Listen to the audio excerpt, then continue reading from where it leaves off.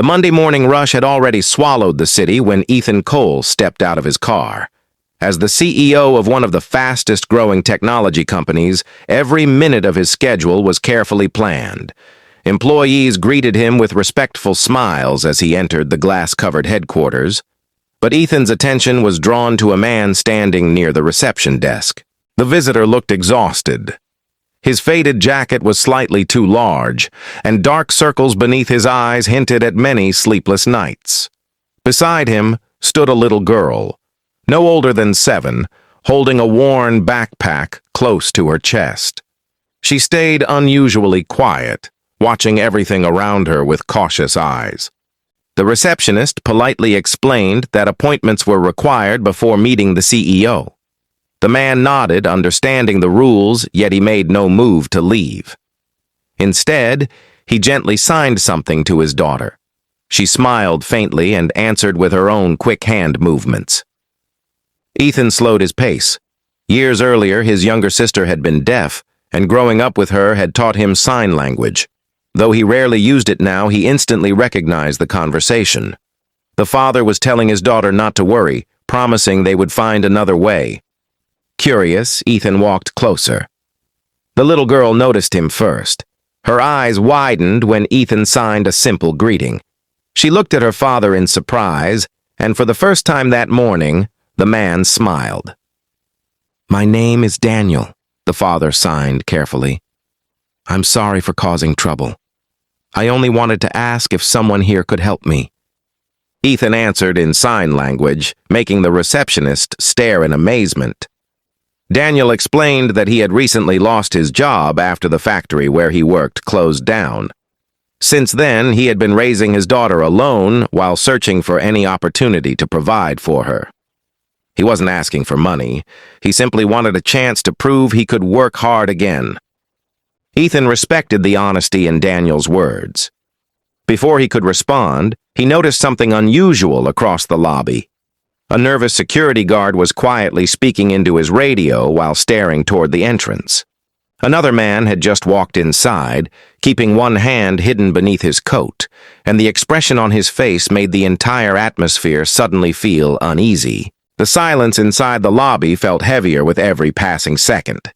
Ethan forced himself to act naturally, even though his mind was racing.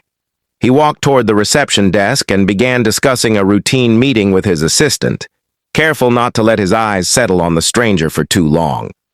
From the corner of his vision, however, he kept track of every movement.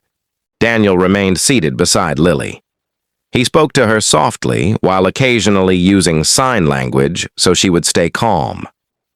Lily leaned against her father, believing they were simply waiting for an interview. Daniel's greatest fear wasn't for himself. It was that his daughter might witness something terrifying. The stranger wandered closer to the center of the lobby. His coat was zipped despite the warm weather, and one hand never left the inside pocket. He seemed to be watching the security guards, judging their positions before making his next move. Ethan noticed one guard quietly step into a nearby hallway after receiving the emergency alert. Another stayed at the entrance, pretending to welcome visitors while discreetly observing the man. No one wanted to provoke him before the police arrived. Trying to reassure Daniel, Ethan casually walked past the waiting area. As he adjusted the sleeve of his jacket, he signed with small, almost invisible movements. "Stay where you are. Officers have been called." Daniel met his eyes for only a moment and gave a slight nod. He understood that remaining calm was the safest choice. Any sudden reaction could put Lily and everyone else in danger. A tense minute passed, then another. The automatic doors opened, and 2 more visitors entered the building, completely unaware of the danger. The stranger briefly turned toward them before shifting his attention back to the reception desk. His behavior grew more restless, as though he were waiting for the perfect opportunity. Outside, the faint sound of approaching sirens echoed in the distance, barely noticeable through the glass walls. Ethan heard them first and felt a small sense of relief, but he knew the most dangerous moments were still ahead. Until the officers entered the building, one wrong move from anyone inside could change everything. The sound of sirens faded as the police vehicles stopped outside the building. Inside the lobby, nothing seemed to change. Employees continued walking through the reception area. The receptionist answered phone calls, and Daniel quietly sat beside Lily. To anyone who had just entered, it looked like an ordinary morning. Ethan knew that was exactly how it needed to appear. Through the glass entrance, he noticed two uniformed officers step out of a patrol car while another team moved quietly toward a side entrance. They avoided rushing inside, giving the suspect no reason to panic. Building security had already shared Ethan's message and the surveillance footage, allowing the officers to plan their approach. The man in the dark coat suddenly walked toward the reception desk. His expression was tense, and he demanded to speak with someone in charge. As he reached inside his jacket, several people nearby froze, fearing he was about to pull out a weapon. Before anyone could react, one of the officers entered through the front door and firmly called out, "Sir, keep your hands where we can see them." The man looked startled. For a brief moment, he seemed unsure whether to run or obey.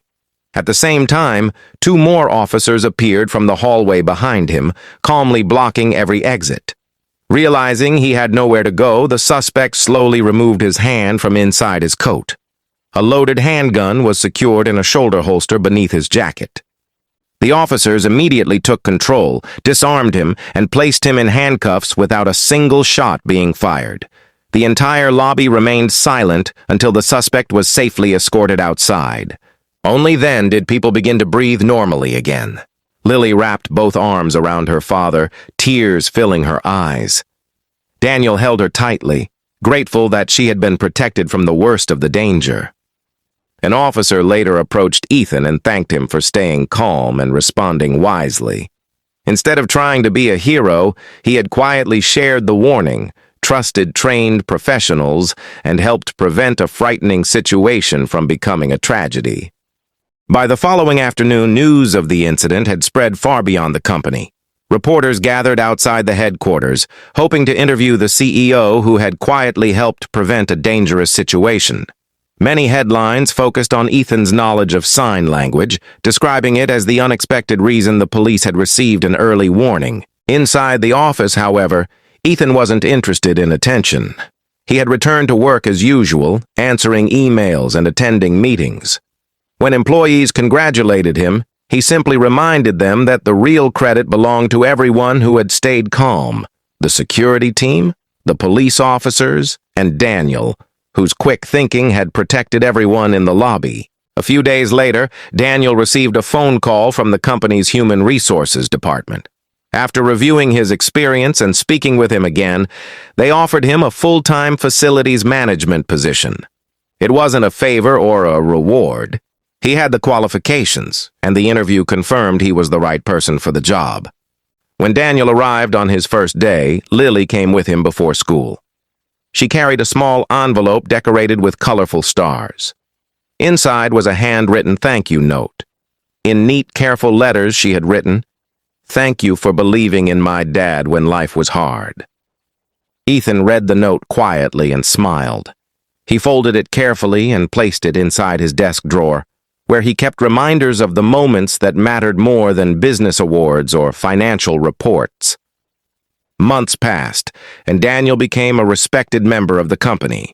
His dedication earned the trust of his coworkers, and life slowly became more stable for him and Lily.